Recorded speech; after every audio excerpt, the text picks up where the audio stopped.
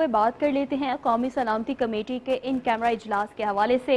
इजलास 21 जून या किसी और दिन को कौमी असम्बली हॉल में होगा। कौमी असम्बली का ऐवान नेशनल सिक्योरिटी कमेटी के लिए मुख्तस करने की तहरीक मंजूर। तहरीक वजीर पार्लिमानी अमूर मुर्तजा जावेद अब्बासी ने पेश की है। कौमी सलामती कमेटी का इन कैमरा इजलास तलब कर लिया गया है। इजलास 21 जून या किसी और दिन को कौमी असम्बली हॉल में होगा।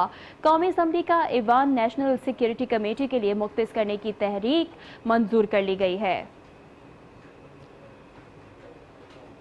ब्यूरो चीफ जफर इकबाल हमारे साथ मौजूद हैं, उन्हीं से मजीद जान लेते हैं। जी जफर, बताइएगा किस दिन होने जा रहा है कौमी सलामती कमेटी का इजलास?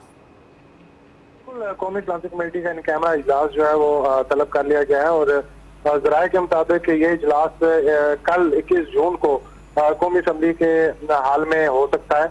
और इसके अलावा कौमी असम्बली का ऐवान जो है नेशनल सिक्योरिटी कमेटी के लिए मुख्तस करने की तारीख भी मंजूर की गई है। आज कौमी असम्बली में तारीख वज़ीर पार्लिमानी अमूर मुर्तजा जावेद अब्बासी ने पेश की है और जराये के मुताबिक कौमी अमूर पर बड़े फैसलों के अलावा कौमी सलामती कमेटी का जो इजलास है ये बुलाया गया और उसकी क़यादत मीटिंग देगी और सियासी क़यादत को दावत दे दी गई है। जी ठीक है जफर, बहुत शुक्रिया आपका।